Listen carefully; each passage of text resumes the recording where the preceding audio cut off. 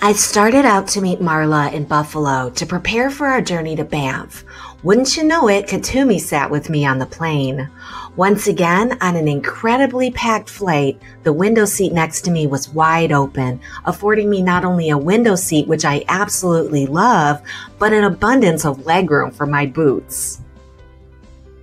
When we finally made it to Calgary a day later, we spent the night with Rob and Angie along with Dio, where we were treated to amazing hospitality.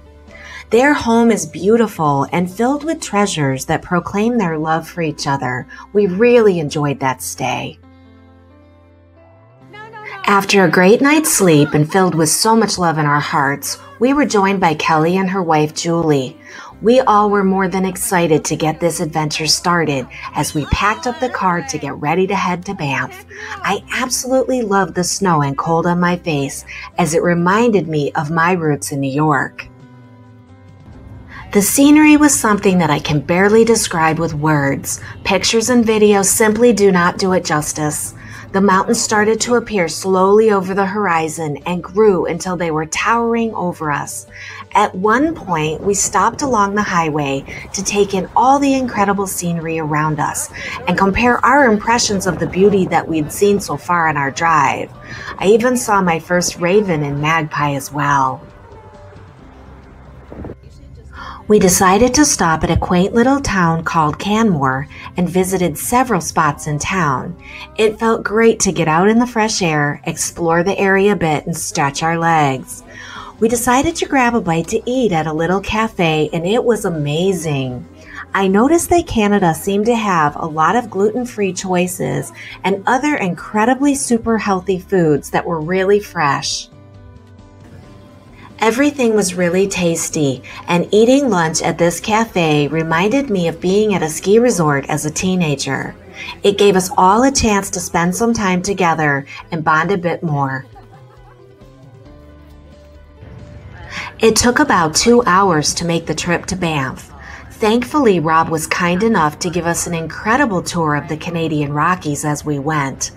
He and Angie are huge mountain enthusiasts, and Marla and I were blessed that we rode with him in that he told us all kinds of interesting details along the way. I think my favorite stop that we made on our way to Banff was a drive that we took up a huge mountain. We stopped for the first time to see the clear, gorgeous green waters of a lake up close. It was absolutely stunning, and the long drive back down that mountain was so breathtaking. We could actually see for miles as we looked over the whole valley.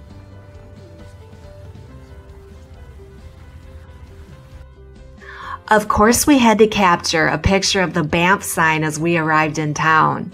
And on our drive in, we enjoyed a view of lots of little shops and restaurants that we knew we would want to explore. I was definitely going to find a good crystal shop. Rather quickly, we pulled into the Banff Center where we were staying so that we could check in. The center is home to all kinds of cultural art experiences right in the heart of Banff. The rooms are quaint and it has the energy of a college campus. We met up with some of our soul tribe in the lobby and really started to get excited at what was to come.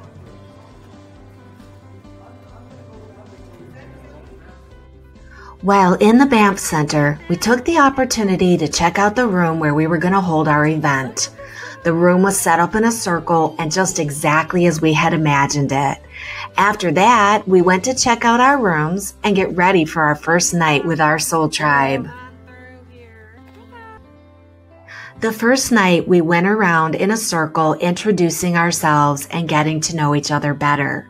After a long travel day, most of us were ready for a good night's sleep. We would be back in that conference room for the next 2 days.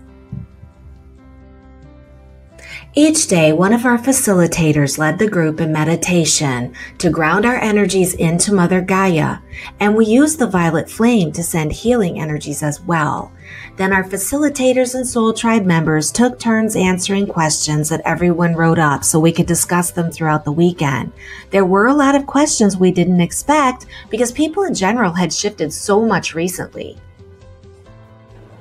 The discussions we had were much less about people's individual sacred partner experiences, but there were a lot of questions for Rob and Angie about their sacred union. Most people in the room were already starting to come into their own self-love and authentic being. That meant they were really interested in where this path was leading them from a creative expression or mission standpoint. We all took turns giving our own individual viewpoints, or sometimes a collective viewpoint about where the tribe was headed in general. It was a wonderful blend of participation from both us and the participants. One of my favorite things that we did during this weekend workshop was eating lunch together in the center's restaurant. Groups of tables had been set aside for us, and each day we sat with different people.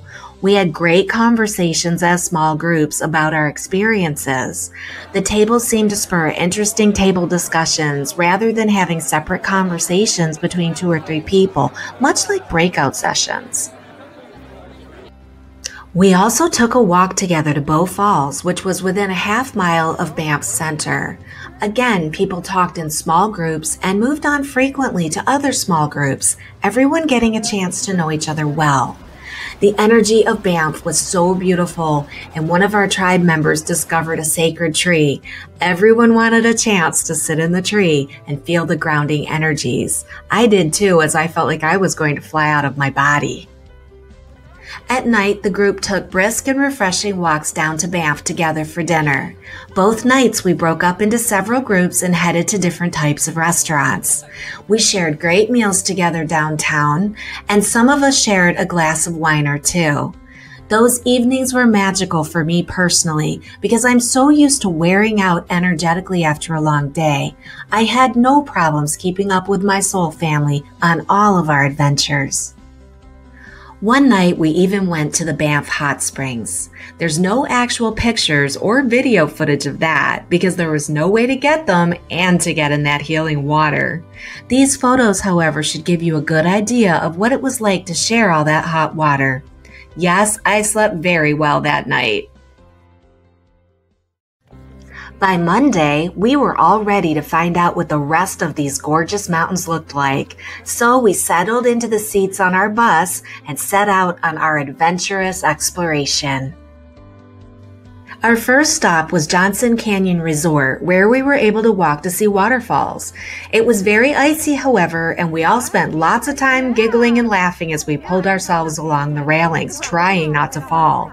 Some of our soul tribe risked the very slippery ice to make it to the lower falls, a hike that took about an hour. Marla and I, however, decided not to risk falling down, and we felt called to the water's edge where we did some energetic work. It truly felt like a winter's day when I was a kid, crunching into the snow and enjoying the beautiful cold air. I will remember the Bubbling Bow River experience for my entire life. It was magical healing waters. Then we were on to Lake Louise, where we felt the energies of Archangel Michael's home. I found myself being drawn immediately to the red canoes that were gliding along the beautiful green-blue water. Rob and Angie were a bit disappointed that there was a lot of cloud cover and some snow, but the rest of us hardly noticed because we couldn't possibly know what we were missing. There was just too much to take in. We spent lots of time at all of these stops taking pictures for each other and with each other for memories that would last us a lifetime. We grabbed a quick lunch in the Fairmont Chateau at Lake Louise, and then we were off to the Natural Bridge. The periods of time in the bus were also incredible as it gave us time to integrate energies from the places we saw. Watching miles of these beautiful mountains and trees pass by as we stared out the window was so peaceful and serene. It seemed to give us a boost of energy so that when the bus stopped again, we had some extra get up and go to go and explore the new territory we just stopped at. Just like a lot of others, one of my favorite stops on our journey was one that surprised Rob and Angie. We all delighted in the Natural Bridge, where rushing waters carved out a natural bridge of stone.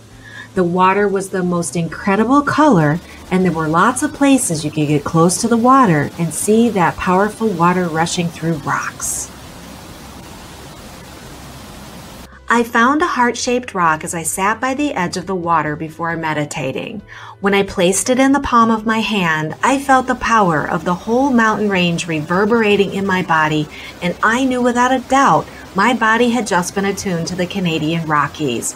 I found myself doing a lot of calling in of abundance energy for myself personally and for the planet, as well as anchoring in the light energies. Finally, we drove to Emerald Lake, where I was mystified by the clear water, where you could see plants growing in all the trees that had fallen into the water. The mirror effect of the landscape on the water was breathtaking, and we all hiked around the little community there, taking many pictures and enjoying the ambiance of the small mountain town.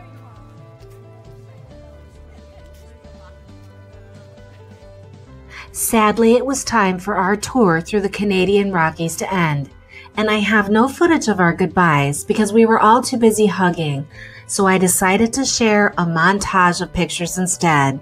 All I can say is there were more hugs that weekend than I've ever experienced before. We all knew that magic had happened that weekend in Banff, and that we had made lifelong connections with our soul family. Some people already decided where they would travel together next for other conferences and workshops. The experience was more than any of us had dreamed of, and we knew we'd be hosting another workshop again soon. My purpose became clear to me that weekend. I would find a way to bridge my digital marketing company with my love of my spiritual guidance journey. Then I could live a balanced life where I support more individuals coming into their higher purposes. And I'm sure I will be making more documentaries. The earth is rapidly shifting. There is no doubt that we are well on our way to creating the new heaven on earth. I believe we all witnessed it that weekend in Banff, and we will be inviting you and others to travel with us to interesting places to share special times with your soul tribe as we are able. Until next time, sending you lots of love from Banff. Namaste. And so it is.